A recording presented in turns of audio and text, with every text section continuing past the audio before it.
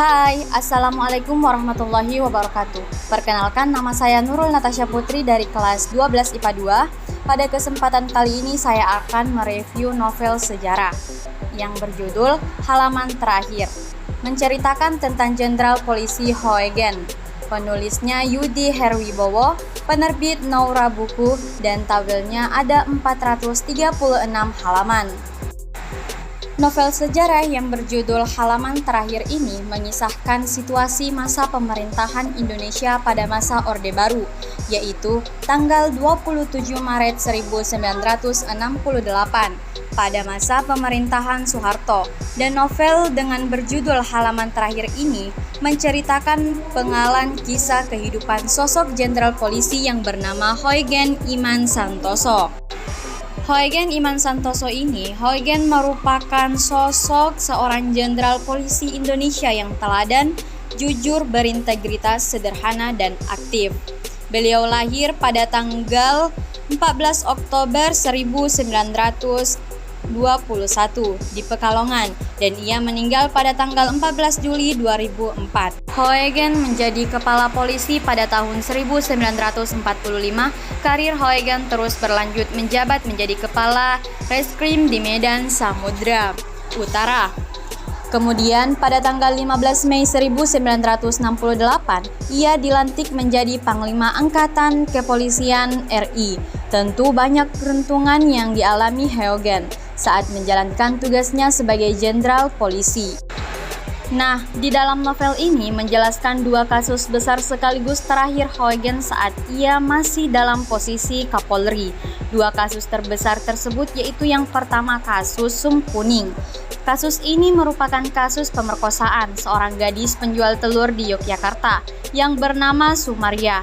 Kisah ini menghebohkan masyarakat Indonesia karena ada dugaan keterlibatan anak penjabat. Dalam novel ini menerealiskan tragedi itu dengan dramatis, mulai dari pemerkosaan yang dilakukan oleh 4 orang pemuda di dalam mobil terhadap Sumaria, hingga proses persidangan yang berbelit-belit karena adanya keterlibatan penjabat dan hadirnya saksi palsu yang menjanggal. Inilah yang menyebabkan Jenderal Huygens tidak bisa diam dan memutuskan untuk menyelesaikan kasus yang rumit ini, sampai mengirimkan tim khusus dari Jakarta untuk membantu. Kasus kedua, kasus penyelundupan mobil mewah. Kasus ini memiliki waktu yang hampir bersamaan dengan kasus pertama. Kasus ini merupakan penyelundupan yang paling fenomenal karena penyelundupan ratusan mobil mewah oleh Sani Cahaya. Jenderal Huygens berusaha untuk membongkar kasus penyelundupan ini dan menemukan fakta sejumlah petinggi polisi, tentara, bea cukai, dan imigrasi terlibat aksi yang merugikan negara. Tetapi Huygens terus optimis, jujur, dan tegas kalau ia bisa menanganinya kasus tersebut. Namun saat ia menjalani kasus tersebut, Huygens mendapat surat dinas dari Medamka yang salah satu kalimatnya berbunyi, "Dengan ini kami menunjuk Jenderal Huygens Iman Santoso sebagai Duta Besar Kerajaan Belgia." Pada Oktober 1971, Huygens dipensiunkan dari jabatan Kapolri oleh Presiden Soeharto. Beberapa pihak menilai Huygens sengaja dipensiunkan untuk menutup kasus tersebut. Huygens menerima semua perlakuan tersebut dengan lapang dada, walaupun memberatkan dan memprihatinkan. Namun, kedua kasus tersebut akhirnya bisa diselesaikan oleh mantan anak buahnya Huygens.